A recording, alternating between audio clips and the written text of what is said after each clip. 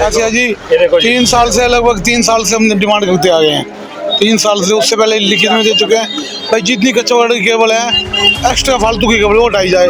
आज तक एक केबल नहीं हटाई। अगर कोई भी हादसा होता है इसके जिम्मेवार कौन होगा? बिजली विभाग होगा, प्रशासन होगा। और मेन बात है वाईफाई वालों की भी इतनी केबल है, उनको कह के तकलीफ नहीं मानते। वो अपना गुच्छा छोड़ के जाते हैं, कभी टूट रही तो वो गुच्छा काम आ जाएगा। और वो अपने छोटे से फायदे के लिए पब्लिक का नुकसान ना हो। आपके सामने नीचे दुकानें हैं, पब्लिक के बच्चे हैं, और कोई हादसा हो गया तो जान माल का नुकसान हो सकता है। हादसा तो कुछ साल पहले बहुत तगड़ा हुआ था, आग की वजह से होता। तो वो हादसा भगवान करे किसी को किसी जगह भी ना हो, उसमें नुकसान हुआ था। उसके बाद भी गर्मी के मौसम में, हर मौसम में महीने 2 महीने में खंभों में आग लगती है, हर साल लगती है।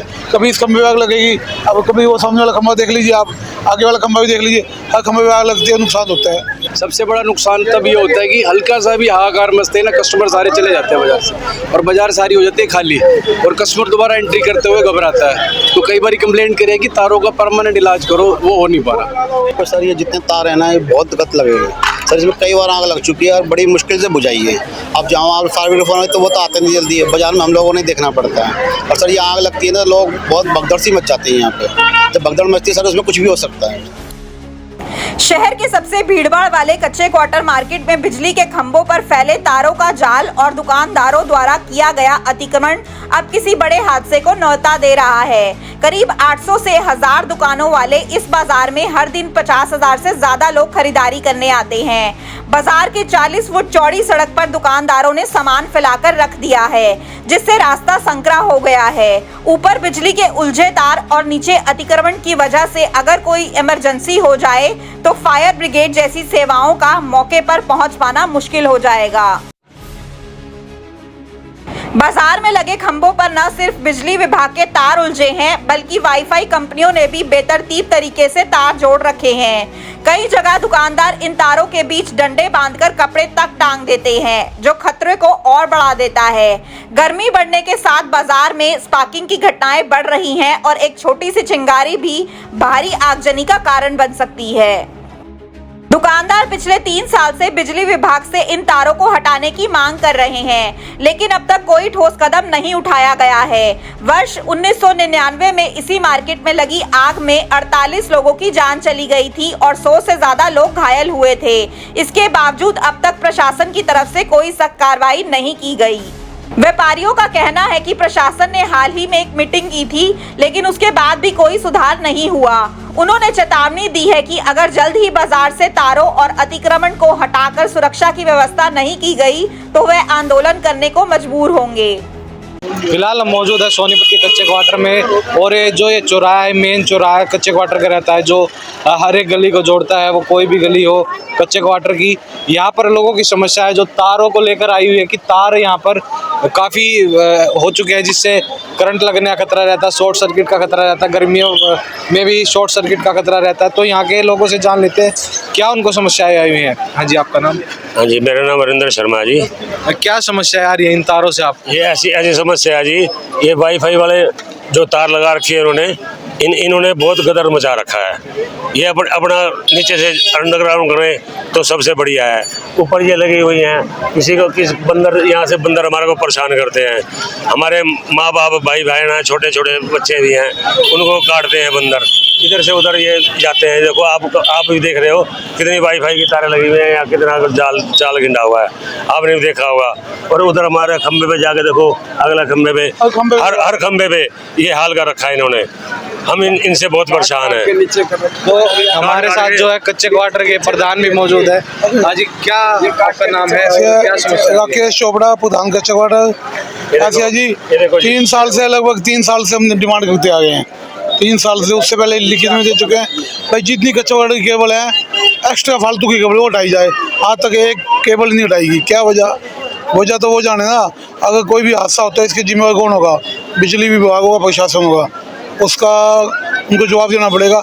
आपके सामने आप मौके पर मुआयना देखो कितनी केबल हैं।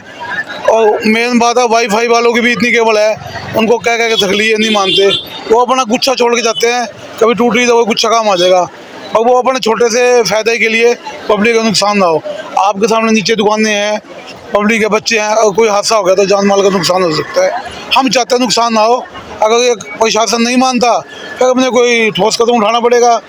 उसके लिए ठोस कदम के लिए हम अपनी रणनीति बनाएंगे, मीटिंग करेंगे, जैसे फैसला होगा मीटिंग का वो आपको बता दिया जाएगा। कभी कोई हादसा हुआ हो जिसके कारण कच्चे क्वार्टर में आग लगी हो या कुछ ऐसा हादसा हुआ हो? हादसा तो कुछ साल पहले बहुत तगड़ा हुआ था, आग की वजह से होता, तो वो हादसा भगवान करे किसी को किसी जगह भी ना हो, उसमें नुकसान हुआ था। उसके बाद भी गर्मी के मौसम में, हर मौसम में महीने 2 महीने में खंभों में आग लगती है, हर साल लगती है। कभी इस खंभे में आग लगेगी, अब कभी वो सामने वाला खंभा देख लीजिए, आप आगे वाला खंभा भी देख लीजिए, हर खंभे में आग लगती है, नुकसान होता है। तो ये नुकसान कभी भयानक रूप ना ले ले, ये हम चाहते हैं, इसीलिए चेतावनी देते हैं और हाथ जोड़ के विनती भी करते हैं प्रशासन से। जैसे प्रशासन मानेगा वैसे हम मनाएंगे। धन्यवाद।